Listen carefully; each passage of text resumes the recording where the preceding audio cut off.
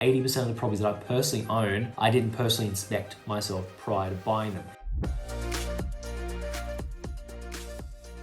You don't necessarily need to inspect the property yourself before purchasing it. Now you might be thinking, oh my God, what if something was wrong with the property or something happened? If it's got termites, like how do you know if it's a bad area? How do you know this? How do you know that? What you can do is you can get a property manager on the ground to go physically inspect the property for you. So you don't need to go inspect it yourself. Property manager that you use will literally go inspect it for free, and they can take photos, they can take video walkthroughs, they can drive there, they can drive back, they can park the car, they can spend their actual time. Because if you employ as a property manager wanting to do you a favor to get the business from you, because at the end of the day they're going to win anyway because they're going to get the business. Prior to buying it, you can also get what's called a routine inspection report if it's currently tenanted, which basically means if there's tenants in there at the moment, it's a report that has recently been done, let's say within the last 2 weeks or a month or whenever it was last done. Property managers put together a detailed report of sometimes between 5 to 20 pages long, showing you the exact condition of the property. So if there's any other maintenance items, if the hot water system needs to be replaced, and you're just, you're getting free access to that by requesting it. So get a routine inspection report. Second thing as well, you can also, and you must get a pest and building inspection report. So you can get a qualified pest and building inspector to literally go out there and inspect the property for you,